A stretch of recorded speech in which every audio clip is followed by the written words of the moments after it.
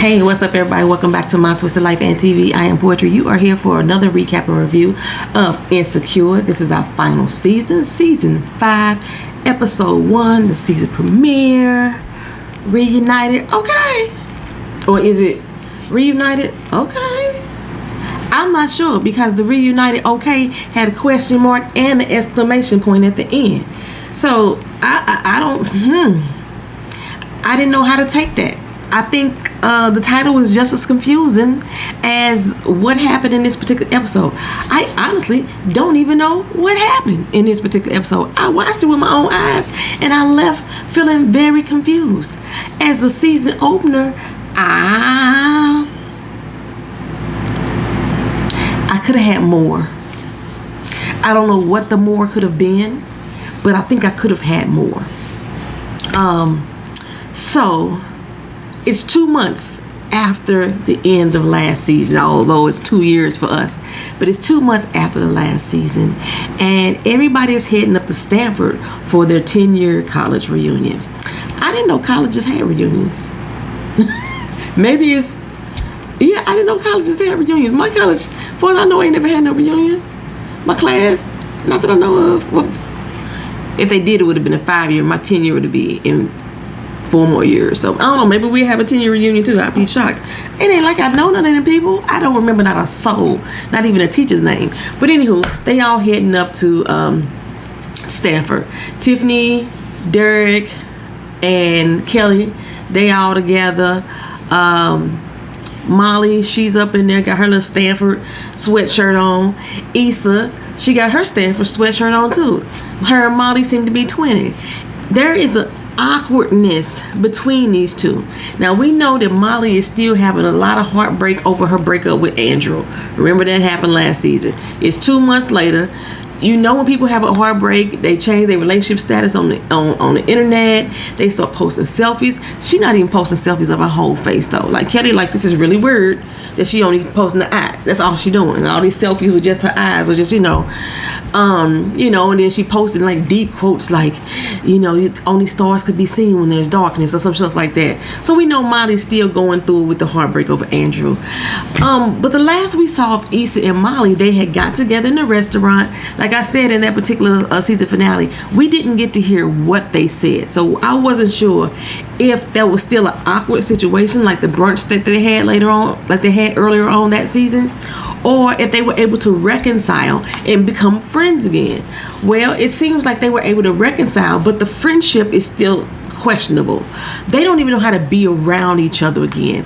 Even coming into the same space with the same outfit on made them feel kind of awkward. Like it's like,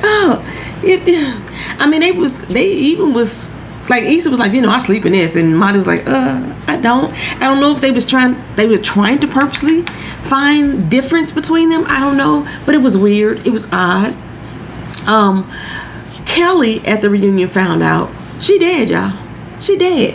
Now, last season, y'all may not remember this, but I got a good memory. When they were looking for Tiffany, Kelly had mentioned that Gloria, she was there, had did a tarot reading for her. And in her reading, she told her she was going to die. Well, Kelly has died, according to Stanford. They got a memorandum up for her. They did a little tribute for the dead people and everything. And she's standing right there looking in their face. But everybody's treating her as if she died. And one of the things that's getting to her is that the things that people have to say about her aren't even notable. Like even Issa says, the homegirl made me laugh, ha ha ha. They were so not even surface level. I can't even say it was surface level. They were just so up in the air with it that she graded my papers in 3rd grade. Like what? Some odd stuff like that. And it started making Kelly feel a kind of way. Now, I've been feeling a kind of way about Kelly since probably about season 3. Because somewhere in that shift, she shifted and became ignorant. And she became the deduct. She became the doofus one. She became the clown of the season. I'm like, this girl has her own business. Has her own accounting firm. She's smart as fuck.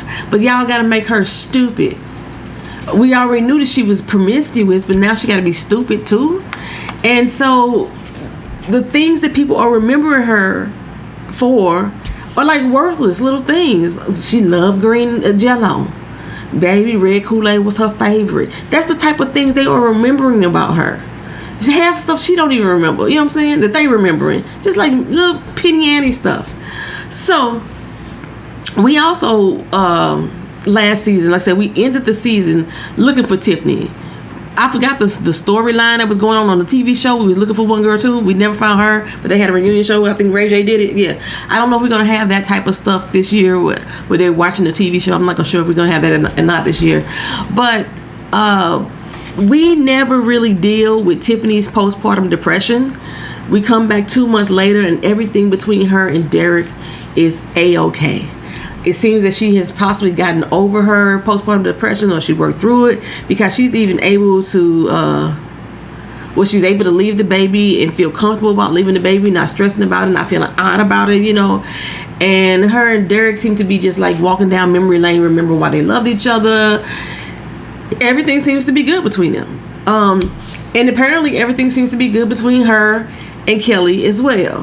Whatever issues they had, they worked it out. Like Kelly said to Molly, because Molly had asked her, how long did it take before y'all to get back to being good? And Kelly was like, we faked the funk for a long time. I laughed at jokes that wasn't even funny until we back, to where we was at. I'm still laughing at jokes that wasn't funny just because this lifelong process that we got to go through to maintain our friendship. So, this Molly basically is just stressing wholly about whether or not she could really have a friendship with Issa again, but she seems to be walking on eggshells around her every time they get in each other's space, and it's very noticeably awkward, from both ends. Issa's the same way. It's like they don't know what to say to each other. They talked about the elephant in the room. I thought they had addressed that, so I'm not sure what it is that they are finding hard to get over. What's the hump that's keeping them apart from each other? Like what is that that's there? Do y'all not trust each other, or do you trust that they're going to continue to do what they used to do all the time? Is that what's going on, or is the fact that y'all don't seem to know these new yous, and so now you're looking at each other with side eyes? I'm not sure. So we go through this whole reunion, like I said, with Kelly learning more and more about her death. And she getting more and more depressed because everybody take her as a joke, which, like I said, they have made her a joke on this show, and she produces on this show. So I was like really surprised the fact that she wanted her character to be the joke of the show, to be the butt of everybody's jokes on the show. So back then, in season 4, what brought Molly and Issa together in that diner again at the end of the episode was heartbreak. When Andrew and Molly really broke, and when Issa found out that Lawrence was having a baby with Condoleezza, y'all know I'm gonna mess her name up all season. It's just what I do. They had that heartbreak, so they decided to meet up. So it took heartbreak to bring them together, and in this particular episode, it took almost a near-death experience to bring them together. They hooked up with this old friend named Cheyenne. Cheyenne was a little wild when she was off the chain. She liked to dance with pop it, drop it, and lock it, and everything. She went off to go dance with Sierra. She's still the video hoe for in a lot of other videos, whatever. Well, Cheyenne invites them to go up to some reggae spot up in Orlando, not Orlando, up in Oakland. They decide to roll because yes, everything is just odd here around the campus itself. So they decided to roll up there, and they stopped to go get some drink before they go up into the club. And some dude pull out a gun on them, wants to take their shoes, take their money, take their bags, take their watches, And, Cheyenne is like, oh my God. He's like, shut up, Cheyenne, dog. And they realize that Cheyenne is part of this setup. So she set them up to get robbed. And she's like, ain't nothing changed, but ain't nothing changed. Everything's still the same as it used to be. And I'm thinking, she used to rob y'all back in the day too. Y'all don't remember that? Y'all didn't remember why y'all stopped talking to her? They thought that they stopped talking to her because she went to go dance with Sierra, but apparently she was like setting people up back in the day too. I mean, whatever. They let Cheyenne rob him, and they didn't let her because the dude had a gun. Cheyenne robbed him. She took off and got away with all their stuff. took her Molly's shoes, her Cartier watch, they purses. She didn't want to take Issa's shoes. I guess her shoes was busted. They was bust down or what have you. And that right there brought them back together. Like, they sit in the car and they telling Tiffany and Kelly, yeah, we got robbed. And she's like, y'all serious? You lying? What? And then all of a sudden they just started laughing. Sometimes, when if you get through something really scary, all you can do is laugh. And they start laughing and talking about it. And it made them feel like old times again. Like, oh my God, finally we could laugh like we used to. So yeah, like I said, that heartbreak brought them back to the first conversation, and now this near-death experience tightened their bond even stronger. Well, earlier, like I say, Issa was part of an entrepreneur panel, and during that panel, Issa learned more and more about herself. When she first was talking about her company, she started her own business called The Block, and she could not remember what the initials stood for. The entire episode, she kept forgetting what the doggone initials stood for. I'm like, you sure it's your business? Are you sure? Well, during that panel, she left with some more unsurety. The type of questions they were asking, when did you feel like you was finally on the right path? Everybody else knew what moment it was that they realized they were on the right path, and Issa was still like, I ain't sure if I am on the right path. Because you don't know what you're doing. You don't know what your focus is. You started a business for what? Do you have a purpose? Did you have a brand statement? Do you have a motto, a mantra or something? That you have a vision for this company. You can't speak on that. You don't know what it is. And that's pretty much the point. She's like, she don't know who the fuck she is at this point. She don't know what she's doing, why she doing it, how she ended up there. Okay? So yeah, that's pretty much what's going on with Issa, and the whole, it was just weird that she talked to herself. You know how Issa always do. She usually in the mirror rapping, but she ended up talking to her younger self, and her younger self was like, girl, so we a lawyer now, right? No, we not a lawyer. I never really wanted to be a lawyer in the first place. I guess she wanted to be a lawyer because Molly was going to be a lawyer, and that's probably why they had the little rap group. Cheyenne, Molly, and Issa had a little rap group because Issa wanted to rap. Issa can't rap yet. I don't know why. She keep trying. Her raps are so non-lyrical to me. It just, okay, girl. Okay, so yeah, she had her talk about of course she was in love with T-Pain. She thought he was the finest thing walking. Back then, she still ain't met T-Pain. There was a lot of goals and things that she wanted to achieve while she was a student in college, 10 years ago, that she still ain't achieved. She hasn't even begun to look at the horizon or the nothing from those dreams have come to manifestation. Like, she even forgot that she had those particular dreams, and it really made Issa question who she was. So once we leave Stanford, everybody goes back home to go back to doing what they're doing. Derek and Tiffany goes back to their little baby. That baby look just like Derek. They got a little half black, half Asian baby that look just like Derek. And Tiffany's all in love with the kid. Like I said, she's not feeling separated or disconnected from that child any longer. Kelly is doing a podcast called Penny's Preguntas. Is her last name Prinny? Prinny's Preguntas. Prinny's questions, and her topic is kind of serious. Like, what do you want people to remember you for? Like, if you happen to die today, what would people say about you?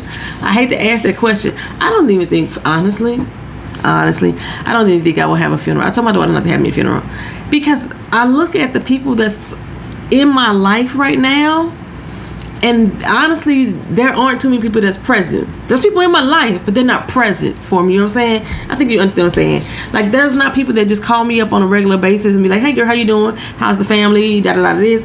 I usually do that to people. I just checking on you. I ain't talk to you in a minute. How you doing? I miss you. I love you. And they'll respond in kind. But it's not too many people that I know. Like, I even said, forget about the funeral. If I happen to get married again, I don't even think I'll have bridesmaids. Like, who the fuck would that be? Like, seriously, who the fuck would that be? So basically, that's what Kelly's whole little podcast about. It's kind of make her looking at like, why the fuck am I the joke? Am I funny to everybody? You know what I'm saying? Everything I do is just a joke to everybody. That's what you have become. That's what you have become. And like I say, and it was a big change for me from season 2 to 3 in the way that Kelly was being portrayed. So Molly, I don't remember what they did with Molly. I know all through in the episode there was this guy named Amari that she used to like have sex with back in college days, that seems to be interested in getting to know her more now in today's day. Molly is just like, really? I'm thinking about it. So, you know, she even asked Issa's advice on that. Issa's like, well, you didn't entertain that dude back then. Why you gonna do it now? Why do it now? You know what I'm saying? I don't know if she's gonna take Issa's advice, you know, but that's pretty much with them. Now, the last thing we heard with Issa and Lawrence, like I said, she had told him that the baby situation was too much for her. That she didn't think that she could make that happen. And Lawrence was supposed to be moving up to San Francisco. So when she got picked up from the airport, I was like, her and Lawrence still together. So either she in San Francisco or Lawrence never left. Well, it's only 2 months later, so Condoleezza shouldn't have a baby right now. What is the girl name? Condola. Her name is Condola on the show. I done call her the Condoleezza, compassionate, you know, confectionery. She everything with a C with her name. So she shouldn't have had the baby yet because it's only been 2 months. So he still should have been able to go up to San Francisco and do his thing and then have this long distance relationship that she said she could do. But like I said, the baby situation was just going to be too much for her. But they hugged and kissed and he picked her up. But the car ride home was so awkward. They didn't say any words. He's still trying to make random conversation. He like, oh, look at the moon, the stars and all that shit up there in the sky. And she's like, oh my God, yeah, this is so weird. It's like really close to us. I can reach out and touch it. Reach out and touch somebody's hand. You know, that's how she was feeling in the car. So they riding. And they get to her place. So they are in Los Angeles. They're not up in California. They're not up in San Francisco. They get to her place. And get out the car. And she said, you know what? I've had a lot of time to think. And I think, and that was it, you know? She didn't even have to say the words. Lawrence was just like, she had tears welling up in her eyes. His nostrils were flaring. He was trying to fight back tears himself. There was words that he wanted to say that wasn't coming out his doggone mouth. And you know, in the end, she just grabbed her suitcase and went on in the damn house. She didn't even say goodnight, goodbye. That's it. It's over. They done. Finite. Okay? So, I know we're supposed to see Lawrence, I think, during the rest of the season. So, makes me wonder, is Lawrence now going to go back to Condoleezza and try to, like, pursue options with her? Because they do have a child on the way. Like I said, the baby shouldn't be here. If they come back and with this girl got a baby already, something's seriously wrong because it's supposed to be 2 doggone months. 2 months now. But how long had time had passed before he found out she had a baby on the way though? That's the other thing. But no, it's only supposed to be 2 months. That's what they said. They said it's supposed to be 2 months. Anyway, I'm not sure what her plans are. Is she about to change her life again? Like she said, she's been managing an apartment building that she don't even own. She don't even know what the fuck her damn business is about. She can't even tell you what the initials are for. Her situation with Lawrence, like, she done took her time to think about it. She's like, no, that's it. I'm done. It's over with. So, yeah, I'm not sure. I'm not sure what I just watched. I don't know. Reunited? Okay. That's pretty much how I'm feeling it. I'm thinking that's what the title was saying. Okay. Reunited. Well, that's it, y'all. Y'all let me know what y'all thought about this first episode. Like I said, as far as a season opener, this was just like a regular episode for me. It wasn't something that was going to really draw me in this season because I ended when the credits started rolling, I was like, what just happened? And it made me start really thinking about what happened in the season finale of last season for me to like understand what was really going on in this one. Am I the only one that's confused? If y'all just as confused too, leave it down in the comment section. If y'all not, make it make sense to me. All right, y'all. Talk to y'all again. See you in the next video. Peace.